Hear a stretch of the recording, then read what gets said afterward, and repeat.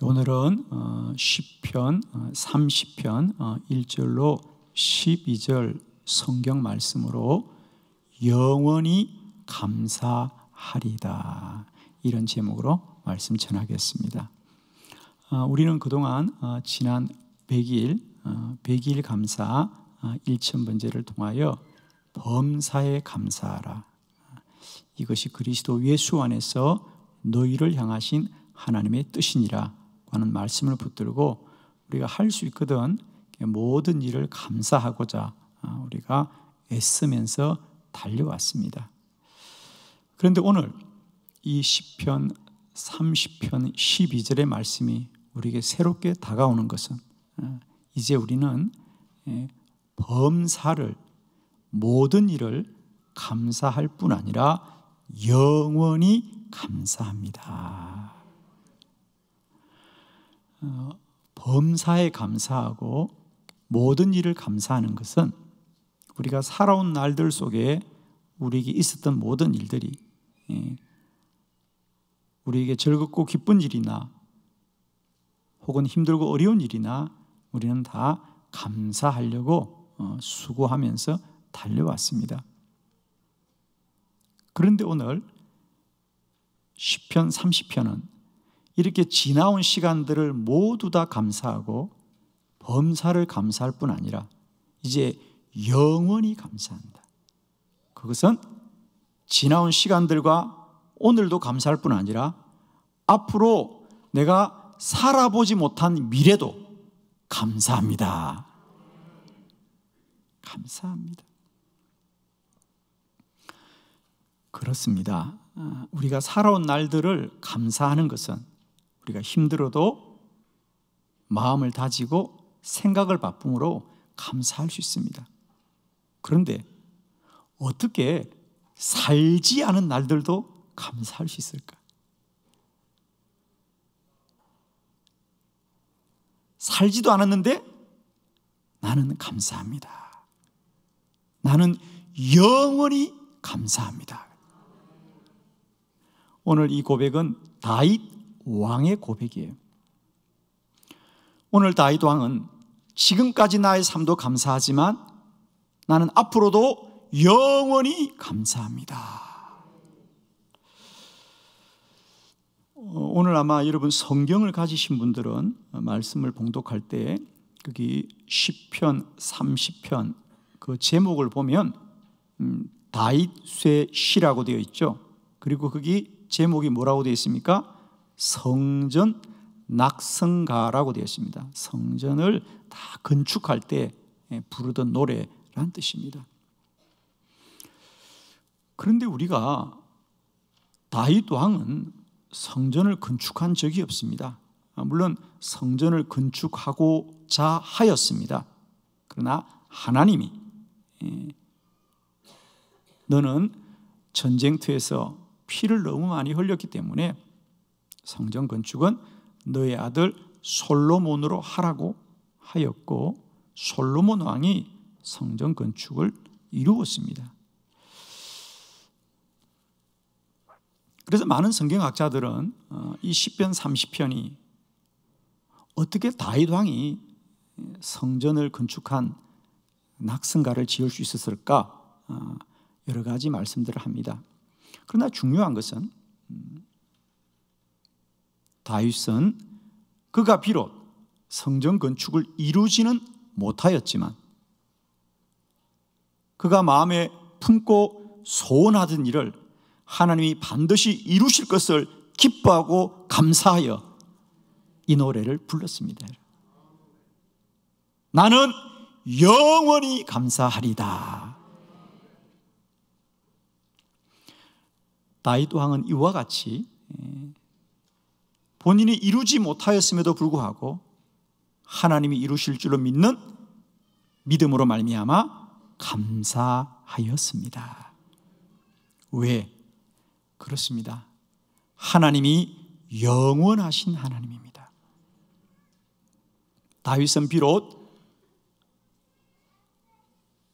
그가 살아갈 날들이 어떤 날인지 사람은 알 수 없지만 내가 내 인생에 어떤 일이 일어날지 사람은 알 수 없습니다. 그러나 다윗은 믿었습니다. 나에게 어떤 일이 일어날지는 모르지만 하나님이 나와 함께 하실 것이다. 하나님을 믿었습니다. 하나님은 영원합니다. 하나님은 영원하신 하나님이다. 그러므로 다윗은 하나님의 영원하심으로 말미암아 나는 감사합니다. 오늘 시편 30편의 말씀을 통하여 그러면 다윗 왕에게 있어서 하나님은 어떻게 영원하셨던가, 그 말씀들을 함께 깨달으면서 오늘 저와 여러분의 인생 가운데도 우리가 살아갈 날들을 알 수는 없지만 나의 하나님이 영원하심을 믿으시고 우리도 감사합니다. 감사합니다. 감사합니다. 그 감사가 지나온 날들과 오늘 나의 삶으로뿐 아니라 살아보지 못한 날들에 대해서도 우리는 이제 영원히 감사합니다. 이제는 범사를 감사하는 신앙을 넘어서서 우리는 영원히 감사합니다. 주보를 참고하시면서 여러분 하나님의 4가지 영원성에 대해서 함께 말씀을 나눕니다. 첫 번째, 하나님의 거룩함이 영원합니다. 시편 30편 3절로 4절을 교독합니다. 3절, 여호와여 주께서 내 영혼을 수월에서 끌어내어 나를 살리사 무덤으로 내려가지 아니하게 하셨나이다. 주의 성도들아 여호와를 찬양하며 그의 거룩함을 기억하며 감사하라. 아멘. 4절에 주의 성도들아 여호와를 찬송하며 그의 거룩함을 기억하며 감사하라. 다윗 왕은 왜 하나님을 영원히 감사할 수 있느냐? 하나님이 영원하시되 무엇으로 영원하시다? 하나님의 거룩하심이 영원합니다. 하나님의 거룩하심이 영원하다. 우리 성경에서 거룩하다는 얘기는 구별되다 혹은 분리하다, 이렇게 나누다 이런 뜻입니다. 뭐로부터 분리합니까? 뭐로부터 구별됩니까? 죄로부터 구별되는 겁니다. 하나님은 영원히 온전히 거룩하신 분입니다. 그래서 레위기의 율법을 우리에게 말씀하실 때 가장 많이 레위기에 나오는 말씀이 뭐죠? 나 여호와가 거룩하니 너희도 거룩하라. 그래서 우리에게 구별되게 살아라고 하는 것이 레위기입니다. 그래서 우리가 생활하는 모든 삶의 터전에서 옷 입는 것, 먹는 것, 생활하는 것 구별되게 하라는 겁니다. 왜? 하나님이 거룩하신 분입니다. 그러므로 우리 안에 죄가 들어오면 우리는 하나님 앞에 나아갈 수가 없기 때문에 우리도 거룩해야 된다는 거죠. 오늘 다윗 왕이 나는 영원히 감사할 것이다. 왜? 하나님의 거룩함이 영원하다는 거죠. 거기 3절에 보면 다윗이 이런 말들로 시작을 하거든요. 여호와여 주께서 내 영혼을 스올에서 끌어내었습니다. 스올이라는 것이 뭐죠? 땅의 가장 깊은 곳, 그 지옥입니다. 그 당시 사람들은 지옥은 이 땅의 가장 깊은 곳 밑바닥에 있는 게 지옥이라고 생각했기 때문에 그걸 스올이다 그랬습니다. 내 영혼을 그 지옥에서 하나님이 끌어내어 주셨고 나를 무덤으로 내려가지 아니하게 하셨나이다. 왜? 하나님이 거룩하신 분이라 나를 죄 가운데 버려두지 않으시고 내가 죄 가운데 빠지더라도 하나님은 나를 건져주셔서 나를 거룩하게 하시는 하나님입니다. 그 하나님이 앞으로도 나와 함께 하시기 때문에 나는 감사합니다. 다윗의 삶을 보면 우리는 다윗이 이 고백이 어디서 나온지 알 수 있죠. 다윗도 그의 삶의 열매는 참으로 훌륭하고 훌륭한 사람이다. 그러나 그가 그렇게 훌륭하게 된 것은 다윗이 훌륭한 것이 아니라 하나님이 그를 거룩하게 지켜주신 거죠. 하나님은 택한 주의 백성이 죄 가운데 빠질 때마다 하나님은 그 죄로 인하여 심판하지 않고 그 죄에서 건져주셔서 그들을 거룩한 백성 삼으신다는 거죠. 예를 들면 다윗 왕이 그의 부하 우리아의 아내 밧세바를 범하였을 때 하나님은 그의 그 죄로 인하여 심판하지 않고 나단 선지자를 보내어서 그의 죄를 깨닫게 하고 그를 회개하게 하셨습니다. 그를 죄 가운데서 건져주신 거죠. 그것뿐만이 아닙니다.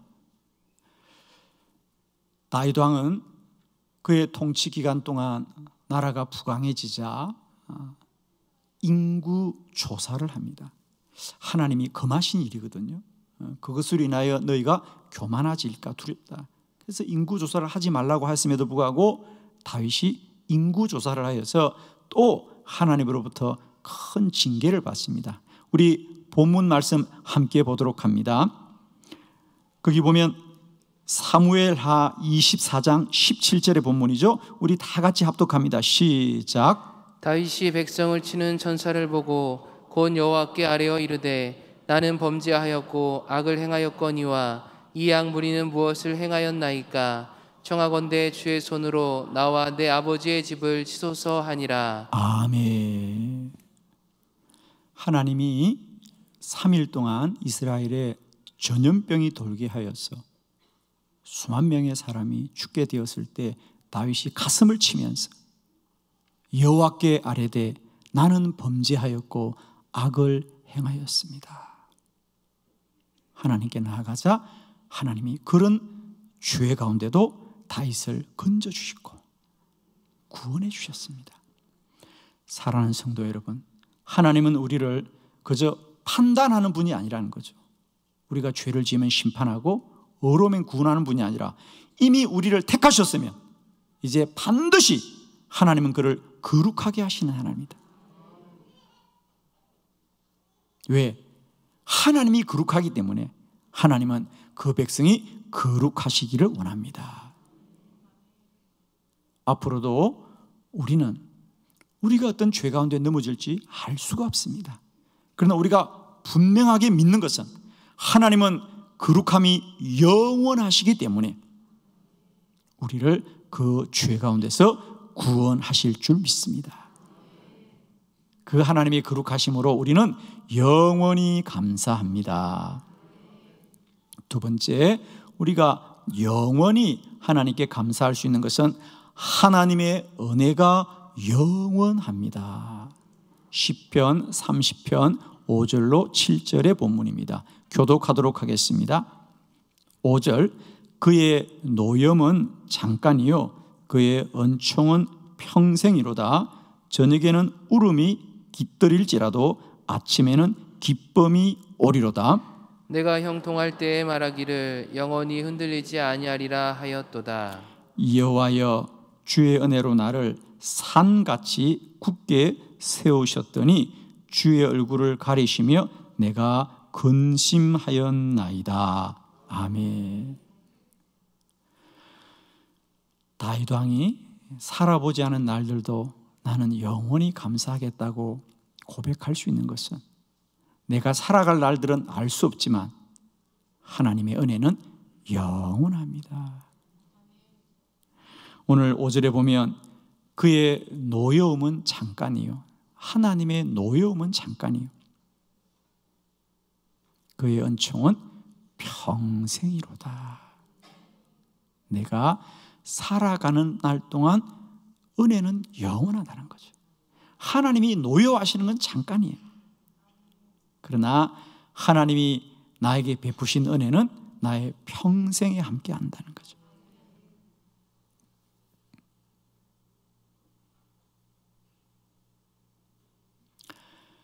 저는 이 본문을 늘 마음에 새길 때마다 이 본문의 고백을 하는 다윗의 마음이 어떠한가. 거기 6절에 보면 내가 형통할 때 말하기를 나는 영원히 흔들리지 아니하리라 하였습니다. 그래서 7절에 여호와여 주의 은혜를 나에게 산같이 베푸셨어요. 그죠? 주의 은혜가 산같이 굳게 나를 세우셨다는 거죠. 내가 영원히 흔들리지 않을 거야. 하나님이 나를 형통하게 하셔. 하나님의 은혜가 나를 산처럼 굳게 세웠어요. 그러나 주님이 얼굴을 한번 돌리시기만 하면, 주의 얼굴을 가리시면 내가 근심하리다. 나의 형통함은 아무것도 아닙니다. 그냥 쉬운 말로 하면 내가 아무리 성공하고 내가 아무리 형통해도 하나님의 은혜가 산 같을지라도 하나님이 한 번만 얼굴을 돌리시면 우리는 아무것도 아닙니다. 모든 것이 하나님의 은혜입니다. 그런데 그 하나님의 은혜가 나와 함께 하시되 영원하신 은혜라는 거죠. 그의 노여움은 잠깐이요 그의 은총은 평생이로다. 사랑하는 성도 여러분, 하나님이 지금까지도 우리에게 은혜로 이끌어 주셨는데 그 은혜가 앞으로도 영원하심으로 말미암아 우리의 삶이 복될 줄로 믿습니다. 그러므로 우리는 내일을 알 수 없습니다. 아무도 내일을 알 수 없습니다. 그러나 우리가 믿을 수 있는 것은 하나님의 은혜는 어제나 오늘이나 영원토록 동일하십니다. 그러므로 나는 영원히 감사하리다. 하나님의 은혜가 영원하시기 때문이죠. 오늘 이 추수감사 주일까지 모든 것이 하나님의 은혜였듯이 앞으로 우리가 달려간 우리의 모든 삶이 오직 하나님의 은혜입니다. 그 은혜가 오늘 이 예배에 함께하는 사랑하는 성도 여러분의 심령과 영혼 속에 함께 하시기를 그리스도 예수의 이름으로 축원합니다. 세 번째, 우리가 영원히 감사할 수 있는 것은 하나님의 도우심이 영원합니다. 시편 30편 8절로 11절을 교독합니다. 8절, 여호와여 내가 주께 부르짖고 여호와께 간구하기를 내가 무덤에 내려갈 때에 나의 피가 무슨 유익이 있으리요 진토가 어떻게 주를 찬송하며 주의 진리를 선포하리이까. 여호와여 들으시고 내게 은혜를 베푸소서. 여호와여 나를 돕는 자가 되소서 하였나이다. 주께서 나의 슬픔이 변하여 내게 춤이 되게 하시며 나의 베옷을 벗기고 기쁨으로 띠띠우셨나이다. 아멘. 다윗 왕은 살아보지 않은 날들도 나는 영원히 감사하겠다고 고백할 수 있는 이유는 세 번째, 하나님의 도우심이 영원하기 때문입니다. 오늘 11절에 보면 주께서 나의 슬픔이 변하여 내게 춤이 되게 하시고 나의 베옷을 벗기시고 기쁨으로 띠우셨나이다.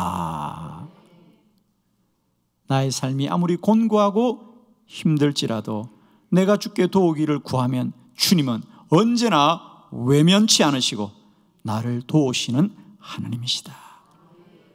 지금까지 하나님이 우리를 도우셨습니다. 그 도우심이 앞으로도 영원할 줄로 믿습니다. 우리는 아무도 내일도 성공하고 모레도 성공할 거라고 자신의 능력으로 확신할 수 있는 자는 아무도 없습니다. 그래서 인간은 근원적으로 불안한 존재죠.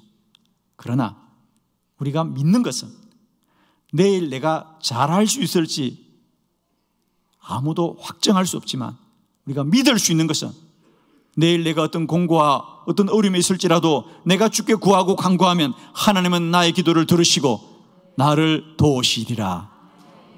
하나님의 도우심은 영원한 도우심입니다. 다윗 왕은 내가 잘할 수 있겠다는 것이 아닙니다. 나는 또 넘어질지 모릅니다. 나는 또 고난 중에 있을지 모릅니다. 그러나 나는 그럴 때마다 주께 기도하겠습니다. 하나님이 나를 도우시면 내 슬픔이 아무리 깊을지라도 기쁨의 춤이 되게 할 것이고요, 내 슬픔의 벼옷이 아무리 굵을지라도 기쁨으로 띠를 띄워 주실 것이다. 나는 영원히 감사할 수 있는 것은 내가 힘들고 어려울 때마다 주께 구하면 주님은 나를 도우실 줄 믿습니다. 마지막 네 번째, 우리가 영원히 감사할 수 있는 것은 하나님의 뜻이 영원합니다. 시편 30편 12절 크게 합독합니다. 시작. 이는 잠잠하지 아니하고 내 영광으로 주를 찬송하게 하심이니 여호와 나의 하나님이여 내가 주께 영원히 감사하리이다. 아멘. 아멘. 이는 잠잠하지 아니하고, 하나님이 가만히 있지 아니하고 내 영광으로 주를 찬송하게 하심이니, 하나님이 그렇게 만드니 여호와 나의 하나님이여 내가 주께 영원히 감사하리이다. 내 영광, 즉 사람이 행하는 일입니다. 내가 행하는 그 일이 주를 찬송하게 하심이여. 여러분, 우리의 영광이 자랑스럽습니까?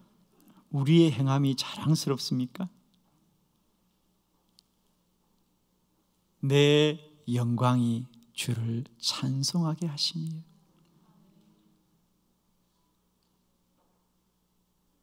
사도 바울은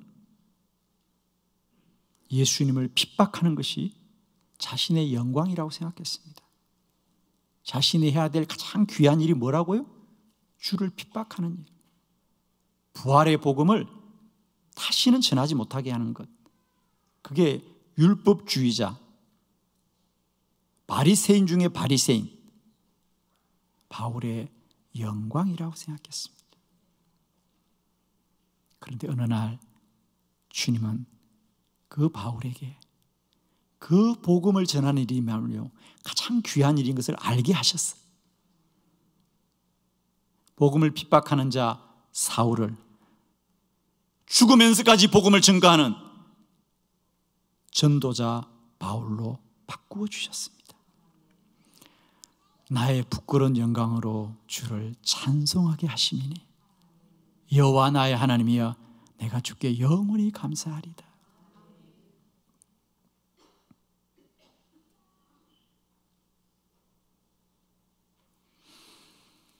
하나님은 어제나 오늘이나 영원토록 저와 여러분에게 뜻을 정하여 행하시는 하나님이고, 뜻을 따라 인도하시는 하나님이시고, 뜻을 이루시는 하나님이시니 우리는 때때로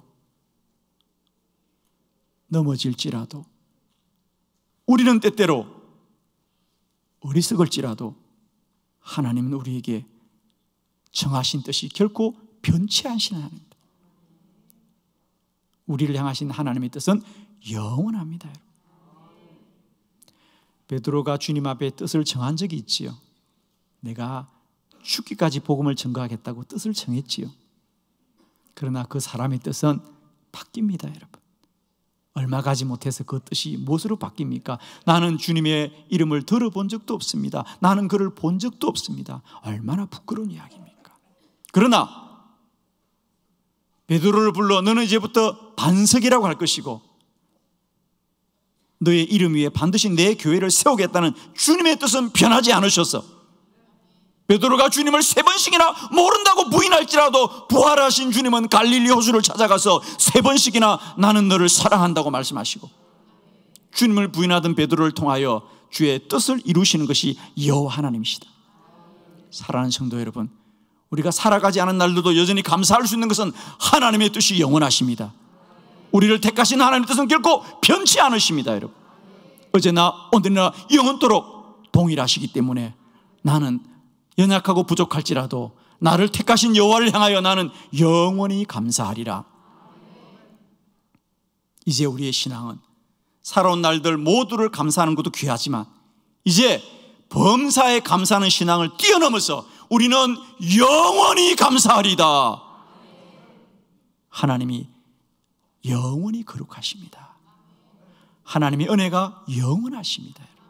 하나님의 도우심이 영원합니다. 하나님의 뜻이 영원합니다. 나는 영원히 감사하리다. 기도드리겠습니다.